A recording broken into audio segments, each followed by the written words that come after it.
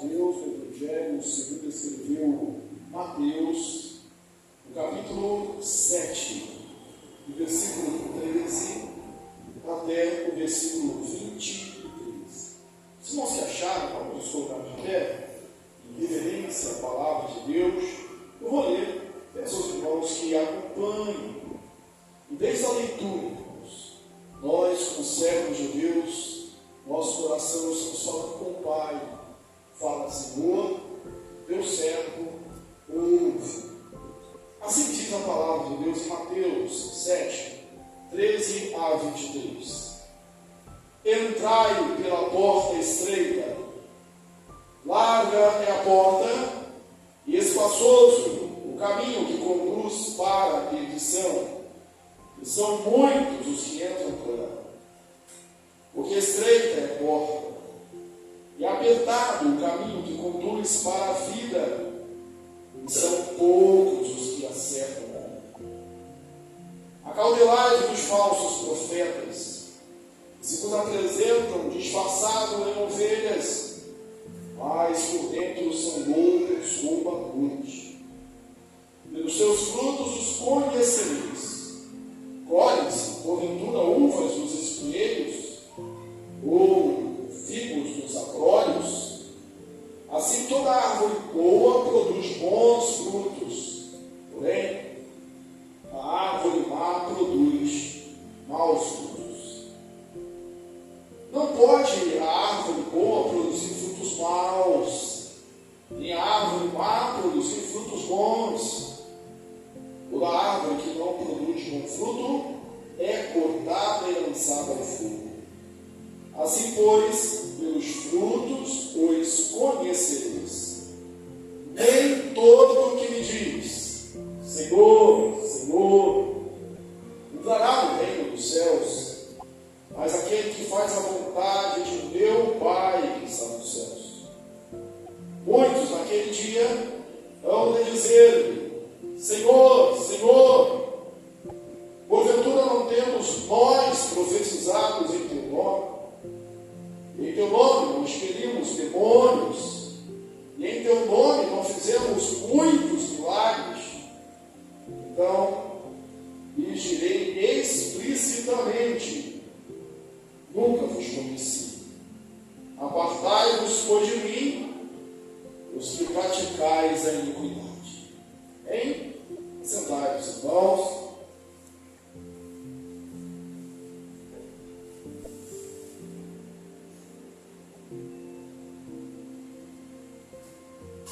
A palavra de Deus, irmãos, nos chama a posicionamento, nos convida a uma tomada de decisão.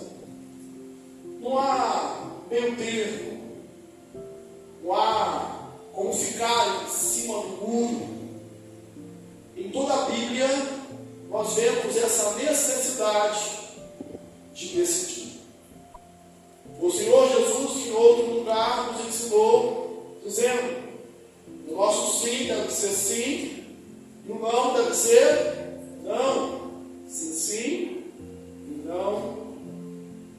Como as igrejas lá no Apocalipse, o Senhor Jesus disse: quem dera fosses frio ou quente, mas porque és gordo, estou a ponto de vomitar-te da minha boca. Somos constantemente chamados a posicionamento. Em relação à vida espiritual, à vida eterna, não há isenção. Não há como você não se preocupar, como não se posicionar com isso. O povo de Deus no Antigo Testamento também foi chamado ao posicionamento. Moisés, grande líder de Israel, libertador, quando chegando próximo ao término da sua vida, a gente lê isso em Deuteronômio 30, versículo 15 em diante, 15 ao 20, mas especificamente no versículo 19 ele vai dizer assim: hoje tomo os céus e a terra como testemunhas contra ti, que te procures a vida e o bem, a morte e o mal, a bênção e a maldição. conselho. Escolhe, pois, a vida para que vivas tu e teus filhos na terra que o Senhor teu Deus te dá. E diz para amar a Deus. E ainda diz assim: porque disso depende a tua vida e a tua longevidade. Moisés tinha um povo a uma tomada de decisão, a assumir uma postura de fidelidade a Deus. Josué, depois de parte da terra conquistada, já na terra prometida, já em Canaã, lá no final da sua vida ele faz a mesma coisa. E agora nós estamos em Josué, capítulo 24, quando ele vai dizer assim, no versículo 15: se nos parece mal servir ao Senhor, escolhem hoje principais. Os deuses dos vossos pais, ou os deuses dos cananeus, ele disse: eu e minha casa serviremos ao Senhor. Um pouco mais à frente, Jeremias, no capítulo 21, versículo 8, nós lemos assim no profeta: direis a este povo, eu coloquei diante de vocês o caminho da vida e o caminho da morte. O caminho da vida e o caminho da morte. E no Sermão do Monte, nós estamos meditando, no capítulo 5 ao capítulo 7, nós vemos Jesus falando da ética do reino. Nós vemos Jesus falando de como proceder no reino. E a posição do reino é uma posição de renúncia, é uma posição de sofrimento, às vezes de perseguição. Nós vemos lá no finalzinho das bem-aventuranças: bem-aventurados sois vós, por minha causa, os perseguirem, mentindo, e seguem todo mal contra vós. Regozijai-vos, exultai, grande é o vosso galardão dos céus, porque assim perseguiram os profetas que vieram antes de vós. Na semana passada, nós falamos de uma lei áurea. No Antigo Testamento era dita de maneira negativa, princípio áureo, quando ele diz assim: no Antigo Testamento, o povo também não façam aos outros o que você não quer que façam com vocês. Mas na ética do reino é muito mais do que isso. Ela não é negativa, não é simplesmente não fazer o que você não quer que faça, é fazer aos outros aquilo que você quer que façam com você. É uma atitude positiva. E aí ele chama aqui um posicionamento.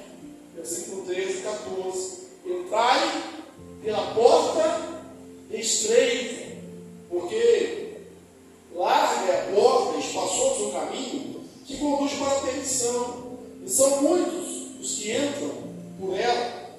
Porque estreita é a porta e apertado o caminho que conduz à vida, são poucos que acertam.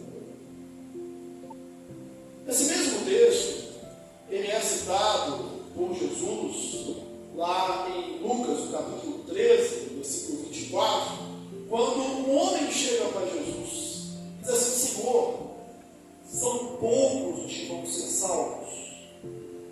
E aí Jesus diz: esforçai-vos por entrar pela porta estreita. Esforçai-vos por entrar pela porta estreita. E aí depois ele segue ali na sequência, falando do dono da casa, que vem e fecha a porta, e vós lá de fora batem, dizendo: abrimos a porta, nós estávamos na tua mesa, nós comíamos a tua mesa. E aí ele diz assim: eu não sei de onde vocês vêm. Você vê que é bem parecido com a cena dos falsos profetas, que segue-se aqui esse texto de Mateus, que depois eles vão dizer assim: nós profetizávamos em teu nome, nós expulsávamos os demônios em seu nome. Ele diz: eu não vos conheço, eu nunca vos conheci. A porta larga e a estreita. A porta larga é a porta das facilidades, é a porta do caminho mais fácil. Aqui você pode imaginar, e talvez fosse bom que você conseguisse visualizar aquelas cidades antigas, uma porta, haviam portas estreitas e portas mais largas. A porta larga é aquela que você pode passar com a sua bagagem, é aquela passar carregando tudo que você tem. A gente podia conjecturar um pouquinho mais, já que vai falar aqui de pastor, de ovelhas, de banho, de profeta. A gente podia dizer assim, aquela que o pastor ele pode passar facilmente com todas as suas ovelhas, com toda a sua carga, com toda a sua bagagem. E o caminho amplo é também que se segue e também pode-se passar tudo. Ou seja, tudo vale, tudo pode. É o caminho da permissividade, é o caminho do relativismo, é o caminho de que todos os prazeres são possíveis, é o caminho onde podemos tomar todas as taças de prazeres deste mundo. É o caminho, talvez, daquilo que muitas vezes nós ouvimos hoje, daqueles que dizem, isso não tem nada a ver. Você pode passar a sua riqueza, o seu conhecimento, os seus vícios, o seu egoísmo, com o seu ódio, com o seu coração cheio de amargura, de raízes de amargura. Você pode passar sem perdoar o próximo, você pode passar seguindo vários deuses, várias filosofias. Esse é o caminho largo, é o caminho fácil, e a porta larga é o caminho largo. Logicamente, eles são mais visíveis, eles são mais atraentes. Com certeza, é o caminho das multidões, é o caminho mais pavimentado, mais trilhado, mais escolhido. Só que há um detalhe: esse caminho da facilidade é também o caminho da perdição. Esse caminho da facilidade é o caminho daquele que quebra a cara. O caminho da facilidade, o caminho mais curto, o atalho, via de regra, mostra-se como uma perda de tempo. Talvez você já tenha lido aquela obra clássica, best-seller cristão, O Peregrino, de John Bunyan, escrito no século XVII. Era o segundo livro mais lido do mundo, só perde para a Bíblia, traduzido para vários idiomas. E o Peregrino ele tem vários estereótipos. E um estereótipo de John Bunyan, na visão que escreve, é sobre o cristão. Ele sai de uma cidade chamada Cidade da Destruição, e aí você já deduz o que isso significa, e ele vai na sua caminhada rumo à cidade celestial. E por vezes nessa jornada é apresentado a ele alguns atalhos, algumas facilidades. E toda vez que ele pega essas facilidades, esses atalhos, ele acaba sofrendo e atrasando mais a sua viagem. O atalho pode ser aquele lugar que você não vai pagar pedágio, mas aí quebra o carro, é mais perigoso. O caminho mais longo, o caminho mais difícil, normalmente você chega com mais segurança, com mais certeza. Mas o ser humano, de uma maneira geral, ele é dado às facilidades. É dado às facilidades. Toda vez que se prega o evangelho fácil, as pessoas aderem com muito mais rapidez. O evangelho onde tudo pode, a igreja onde tudo pode, é uma igreja que realmente é nativa. A igreja que esquece aquelas marcas de uma igreja cristã, uma igreja verdadeira. Você lembra quais são? O exercício fiel da disciplina, a administração fiel da palavra, a administração fiel dos sacramentos. Na via de regra, isso não é muito bem visto. Necessário esforço. E a palavra lá em Lucas, esforçai-vos por entrar por ela, era da mesma raiz da palavra agonizar. Um esforço agônico, um esforço tenso,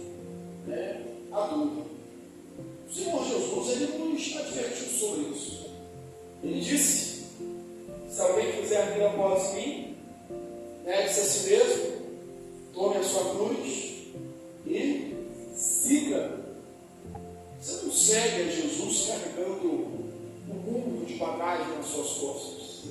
Aliás, voltando ao peregrino de Giovanni, quando tem ali o ilustrado, eles têm uma mochila, um texto escreve isso. E quando ele chega à cruz de Cristo, aquele fardo que ele carrega é desatado, cai aos pés da cruz. Por quê, irmãos? Porque não há necessidade, não dá para caminhar com bagagem. Aí ele diz: entrai pela porta estreita, pelo caminho estreito. E a ilustração, ela é muito clara. A porta estreita é aquela que você entra, e podemos lembrar das cidades antigas, e tinha as portas principais, alguns chamam de agulhas, até falando daquele texto do jovem rico, algumas dúvidas em relação a isso, mas fala que por aquele lugar a pessoa tinha que passar sem bagagens. Tinha que passar, dava para o homem passar, mas não dava para passar o cabelo, não dava para passar ali a carga junto, tinha que passar sozinho. Usando a linguagem de alguns evangélicos, irmãos nossos, que usam um linguajar assim muito repetitivo: mano, o caminho é estreito, o negócio é estreito. Aqui você não entra com o seu orgulho, aqui você não entra com a sua vaidade, aqui não tem espaço para a glória humana. Aqui é aquele princípio de João Batista: convém que ele cresça e que eu diminua. Convém aqui lembrar-se de Paulo, que diz: olha, que eu não sou nada, eu sou o maior dos pecadores. Aqui não há espaço para a glória do homem, só para a glória de Deus. Aqui não passamos com a nossa sabedoria, com a nossa inteligência, com a nossa beleza, com a nossa juventude, com a nossa força, com a nossa saúde, com as nossas mágoas, com os nossos problemas. Aqui nós precisamos nos despir, nos despojar e entrar por essa porta estreita, caminhar, irmãos, um processo que é um caminho estreito. Se não é crente, é necessário aceitar Jesus, o Salvador. É a escolha mais importante da sua vida.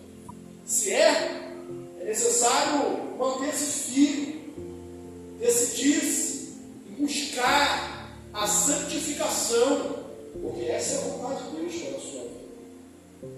Há no mundo alguns prazeres, todos eles, irmãos, transitórios.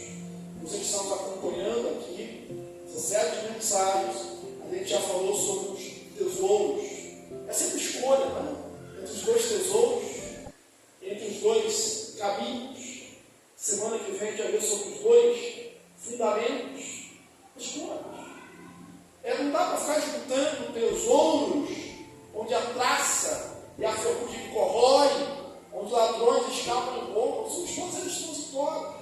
É um caminho largo, é um caminho de muitas possibilidades, de muitas promessas, mas todas elas vãs, todas elas passageiras, todas elas efêmeras, todas elas inúteis, todas elas frágeis, que não se sustentam. Agora, nós, crentes, ele escolheu o caminho estreito. O caminho estreito, irmãos, é o caminho das dificuldades, é o caminho das perseguições, é o caminho da renúncia, como já citei no texto de Jesus: anexe a si mesmo. É o caminho de mortificar-se, é o caminho de dizer, como Paulo vai dizer: porque já estou crucificado com Cristo, e a vida que vivo, não mais eu, mas Cristo vive em mim. É o caminho da disciplina, é o caminho do exercício espiritual, é o caminho do atleta. A outra metáfora que Paulo usa, dizendo que o atleta em tudo se domina, neste mundo, para alcançar um prêmio corruptível, mas nós o incorruptível. Como o atleta se prepara, irmãos? Uma coisa fácil, parece até fácil, mas o talento sozinho não faz isso.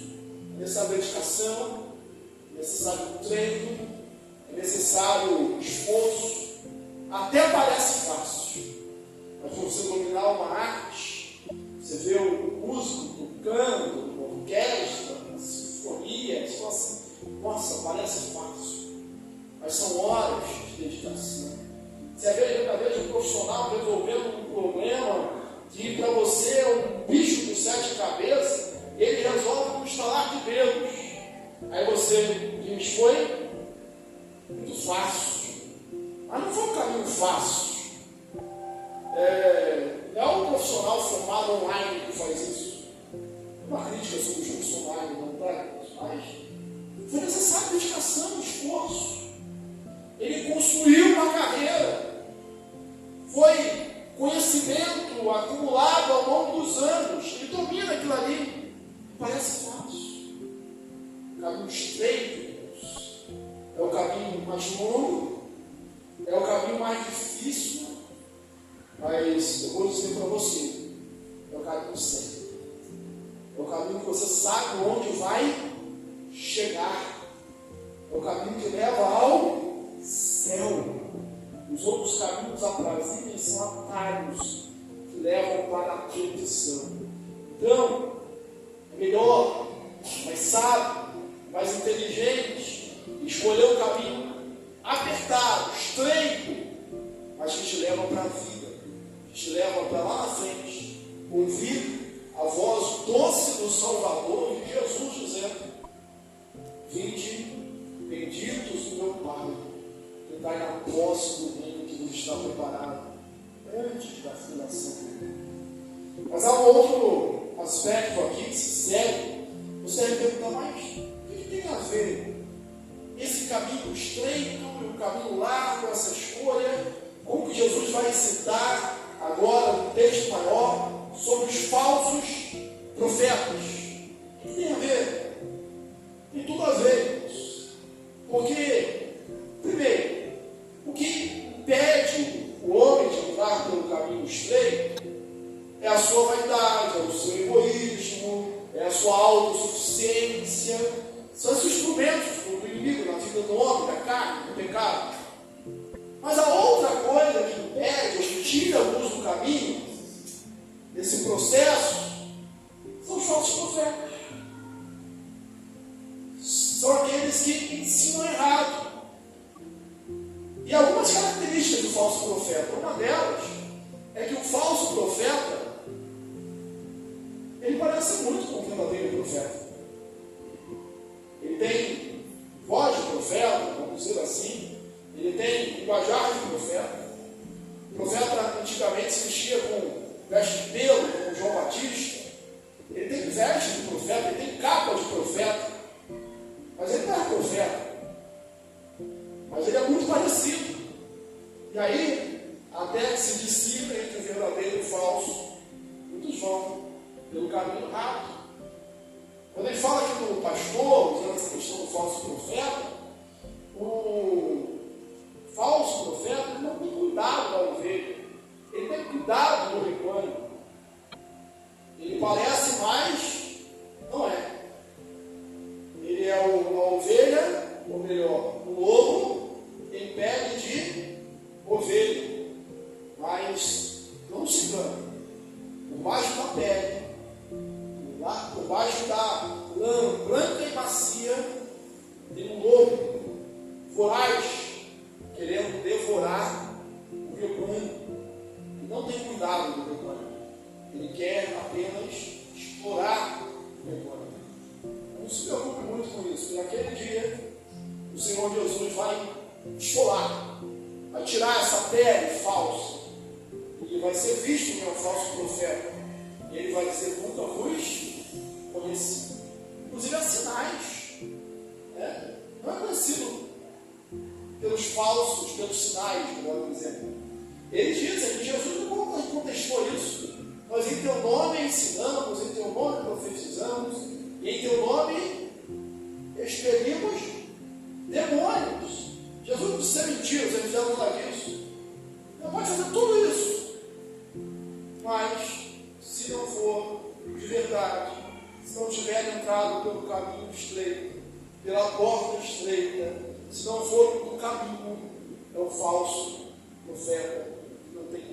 no rebanho. O apóstolo Paulo, lá em Atos, no capítulo 20, ele vai dizer assim: a igreja de Éfeso, atendei por vós e pelo rebanho, sobre o qual o Espírito Santo nos constituiu bispos, para pastorearmos a igreja de Deus, que ele comprou com o seu sangue. Aí atente bem para isso que vem agora. Aí Paulo diz assim: porque eu sei que depois da minha partida penetrarão do meio de vós lobos vorazes, que não pouparão os queridos para a destruição do cristianismo no primeiro século.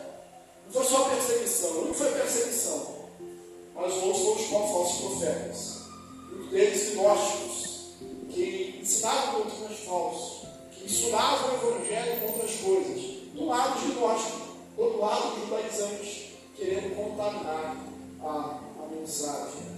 Então, é necessário que a gente tome cuidado. Como eles vão ser conhecidos? Fala, pelos frutos. Pelos frutos os conhecereis. Dizem que na Palestina havia um tipo de espinheiro que dava um fruto muito parecido com a uva. De longe parecia uva, só que não era uva. Parece, mas não é. Parece, mas não alimenta. Não é alimento. Não funciona. Não sacia a fome. Então você vai conhecer pelos frutos. Ele diz: não pode a árvore boa dar mau fruto, e nem a árvore má dar bom fruto. Então, pelos frutos os conhecereis. E aí, irmãos, há uma atitude radical, há um posicionamento. Nós falamos muito sobre isso quando usamos o texto aqui do Segundo Monte, quando vai falar um deles. Mas de vez em quando nós julgamos. Está falando para a gente não se precipitar, não julgar pelos nossos próprios princípios. A gente tem que julgar, inclusive, entre o falso e o verdadeiro profeta. E quando a gente descobre o falso profeta, deve ser igual a árvore má. Assim, cortai-a, lançai-a fora. A gente não fica brincando com o falso profeta. A gente não fica tolerando o falso profeta. Veja bem, o falso profeta é diferente do irmão fraco. Mas o falso profeta a gente não tolera.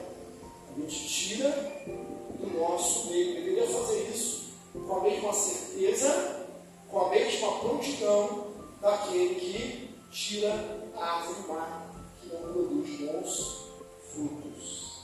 Mas falando da porta, Jesus ele usou essa metáfora em outro lugar. Ele usou a metáfora da porta e a metáfora do caminho. O caminho está lá em João 14,6, que diz: eu sou o caminho, a verdade e a vida. Ninguém vem ao Pai senão por mim. O caminho estreito é Jesus. O caminho estreito é o Senhor. É por Ele que nós devemos passar. E se nós passarmos, se nós entrarmos por Ele, nós não erraremos o caminho. Nunca erraremos o caminho. Nunca nos desviaremos se estivermos nele. E aí, João capítulo 10, versículo 9, nós vamos ter também essa metáfora agora em relação à porta. Ele diz: eu sou a porta. Entrai por mim e serão salvos. Quem entrar, vai entrar e vai sair e vai achar passagem. Eu sou a porta. Antes de concluir, eu preciso também fazer aqui um alerta ou desconstruir um erro.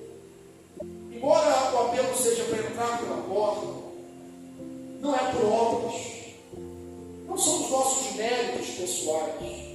Aliás, as nossas obras de justiça são reputadas por Deus, conforme nós lemos do profeta Isaías, como trapos de imundícia. Não são das nossas obras, não é pelo nosso esforço, não é por quem corre, mas por Deus sabe que Ele corre. É por graça, é pelo favor imerecido. Prevalece aqui a escolha, o chamado de Deus, desde a fundação do mundo, sim, porque a graça que salva é também a graça que capacita. Para esclarecer bem esse ponto, a gente vai lá para Filipenses 2, versículo 12 e 13, quando ele fala assim: desenvolvei a vossa salvação, ou põe em ação a sua salvação, desenvolvei a vossa salvação com temor e tremor. Aí vem o versículo 13: porque Deus é quem efetua em vós tanto querer como realizar segundo a sua boa vontade. Quando eu escolho a porta estreita, é porque Deus me abriu os olhos. É porque eu estava lá com Lídia, com os olhos vendados, e ela ouviu a palavra de Paulo, e o texto diz que caiu umas escamas, caiu uma venda, os seus olhos foram desvendados para que ela pudesse entender. Sem Jesus, sem a graça de Deus, nós somos como cegos, e não identificamos se o caminho é estreito, ou se ele é largo, ou se a porta é estreita, ou é larga. Mas é o Senhor que abre os nossos olhos, é o Senhor que abre os nossos olhos espirituais. Nós entendemos: olha, é por esse caminho que eu tenho que ir, é apertado, é estreito, é o caminho de renúncia, é o caminho de abnegação, mas é um caminho de bênção, é um caminho de vitória, é um caminho de conquista, é um caminho que leva para o céu. E tem mais, como Jesus, até o vale da sombra da morte não é pesado, conforme diz Salmo 23, porque ele está comigo. E o mesmo Jesus que falou essas palavras aqui, ele diz também: o meu fardo é suave, é leve, o meu jugo é suave. É melhor estar no caminho estreito com Jesus do que estar no caminho largo sem Ele. Então escolha o caminho estreito. E você que está no caminho estreito, meu irmão, anime-se no caminho estreito. Anime-se na caminhada, porque o fim é o fim de glória. A glória nos está reservada. Que Deus te abençoe em nome de Jesus.